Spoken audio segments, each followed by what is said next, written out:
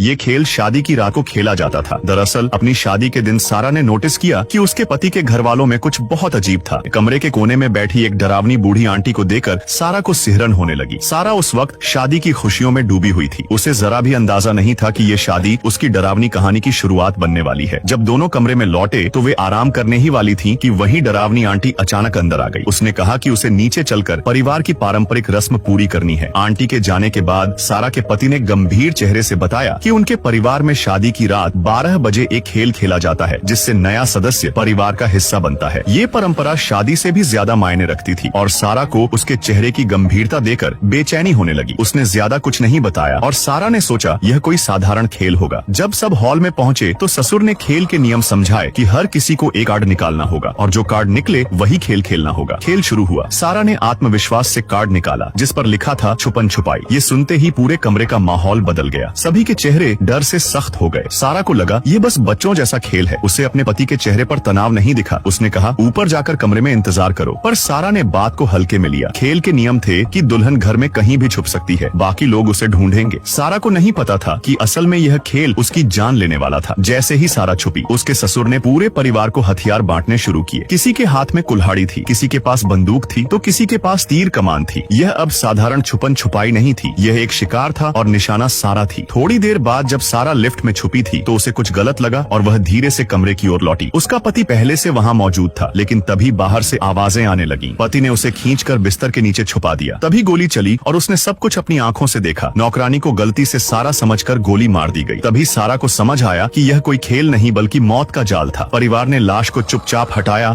और सारा का पति उसे तुरंत वहाँ से निकाल ले गया। भागते हुए उसने सारा को जूते बदलवाए और सारा को सारा सच बताया कि यह परिवार शैतान से की गई डील के कारण ऐसा करता है। अगर दुल्हन को भोर से पहले नहीं मारा गया तो पूरा परिवार मर जाएगा। उसने बताया कि जो भी इस खेल से इनकार करता है उसे अगले दिन रहस्यमय तरीके से मरा हुआ पाया जाता है। सारा का पति खुद डर के मारे परिवार का विरोध नहीं कर सका। आगे की स्टोरी और इंटरेस्टिंग है। कमेंट करो पार्ट 2।